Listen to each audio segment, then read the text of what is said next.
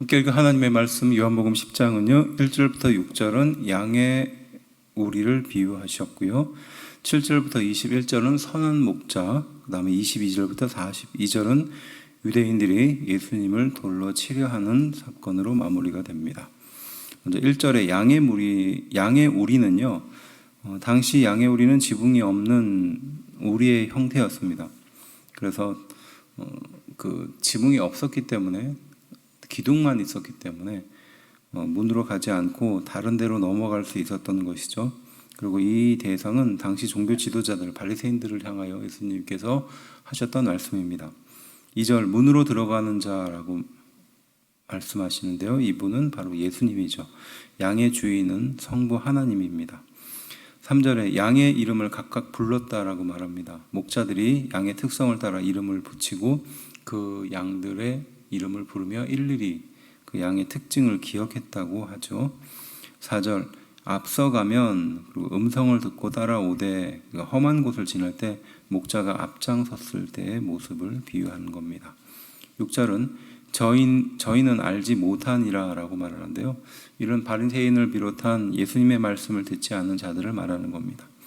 7절에 나는 양의 문이나 라고 말하는데, 이것은 계속 반복되고 있는 에고에임이 예수님의 자기 선언, 자기 계시에 대해서 말씀하시는 겁니다. 9절에 내가 문이니 구원을 얻고 꼴을 얻으리라 라고 하시는 말씀은요, 예수님이 유일한 구원자이며 생명의 떡이 되신다라는 말씀입니다.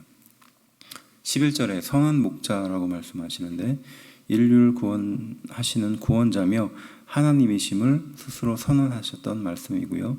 양을 위해 목숨을 버리느니라 라는 말은 십자가에서 곧 죽게 되는 것을 상징하는 말씀이었습니다. 그래서 이것을 윤리적으로 해석하거나 우리가 목자와 양의 관계에서 성도와 목회자의 관계를 설명하다 보면 아무래도 좀 극단적으로 이 비유가 들려질 수 있습니다. 근데 이 말씀의 원래의 뜻은 예수님께서 이 세상에 복음을 위해서 오셨고 그 복음을 듣는 사람을 위해서 목숨을 바칠 것이다 라고, 십자가에 달려 죽게 될 것이라고 말씀하고 있는 장면이라는 겁니다. 12절의 삭구는요 양을 위해 고용된 사람이었습니다. 미시나라는 곳에서 그렇게 규정을 지었는데, 그 사람의 책임과 한계에 대해서도 말하고 있는데요. 먼저 한 마리의 이리가 공격할 경우 공격을 막아야 합니다. 그럴 의무가 있습니다. 그리고 그 피해는 그 삭군이 보상을 해야 합니다.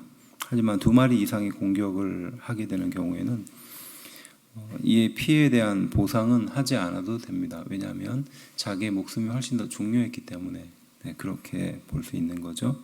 그리고 이 삭군은 당시에 종교 지도자들을 비유했었던 말입니다. 14절 안다라는 말은 경험적이고 지속적인 지식을 말하는 겁니다. 16절 다른 양들이라 하는 말은 유대인을 제외한 이방인 신자들에게도 복음이 들려지게 될 것이다 라는 말씀이고요. 한 무리가 되어 한 목자에게 라는 말은요, 가톨릭의 한 교회와 한 명의 교황을 주장하는데 잘못 사용됐습니다. 근데 이것은 예수님께서 하시는 말씀을 듣고 따라야 할 양들에 대해서 보편적으로 말한 것이지, 이것을 하나의 교회, 하나의 가톨릭의 교회의 하나의 교황으로 말하는 것은 좀 잘못된 점이 있습니다. 18절 십자가에 달려 죽으심은 온전히 예수님의 선택이다라는 말은 내가 스스로 버리노라 라는 말로 확인할 수 있습니다. 20절부터 21절은요 다시 한번 예수님의 기적에 대해 유대인이 대립하는 장면이죠. 그래서 귀신 들렸다라고 말합니다. 그리고 귀신의 힘으로 낫게 한 것이 아니다라고 사람들 사이에 이렇게 서로 논쟁이 있었습니다. 22절 수전절이 등장하는데요, 이건 한우카입니다. 유대인의 날짜로 9월 25일부터 8일간 지켰습니다. 그러니까 태양력으로는 11월부터 12월 사이에 있고요. 이 마카비가 잘못된 이스라엘 백성들의 그 소문들을 다시 바로잡아서 회복시켰던 그 사건을 기념하는 날입니다. BC 164년이죠. 그래서 깨끗한 기름으로 초롱불을 밝혔습니다. 그래서 이 수전절은 빛의 축제였습니다. 그래서 예수님께서 빛으로 오셨다라는 말씀과도 일치하는 것이죠. 23절 솔로몬의 행각이라고 말하는데, 행각은요 기둥 위에 지붕만 있었던, 그래서 벽은 없었던 그것을 보고 행각이라고 했습니다. 그러니까 수전절 절기를 맞아서 많은 사람들이 그곳에 모여들기 시작했고 행각에서 쉬고 있었다는 거죠. 25절, 내 아버지의 이름으로 행하는 일들이 나를 증거하는 것이다 라고 말합니다. 이 말씀은요, 예수님이 행하신 일은 하나님의 영광을 위한 것이며 그것이 하나님의 아들임을 보여주는 사건이다, 그 일이다 라고 예수님 말씀하신 거죠. 30절에 나와 아버지는 하나라는 말씀은요, 성부와 성자가 한 본체, 그리고 존재론적으로 동일한 분이다라는 말씀입니다. 요한복음은 특별히 이 말씀에 대해서 반복적으로 강조하고 있습니다. 34절, 율법에 기록된 바 내가 너희를 시내라 하였노라 라는 말은요, 시편 82편 6절입니다. 그러니까 자신만이 구약의 율법을 잘 아는 말하는 바리새인들, 당시의 지도자들의 독선을 지적하는 말입니다.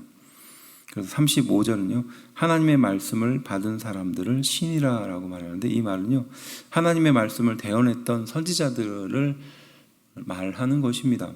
그래서 하나님의 뜻을 전하는 자들의 의미에서 신들이라고 표현한 것이고요, 우리가 알고 있는 그런 신과는 다른 개념에서 말씀하신 겁니다. 그래서 그 예는 모세가 될 수 있고 예레미야가 되고 이사야, 또 세례 요한이며 또 예수 그리스도가 바로 그 범주에 해당된다고 볼 수 있는 겁니다.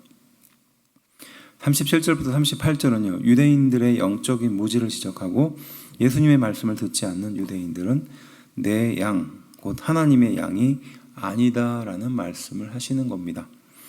40절, 요한이 처음으로 세례를 베푼 곳이죠. 베레아 지역의 베다니로 추정되는 곳입니다.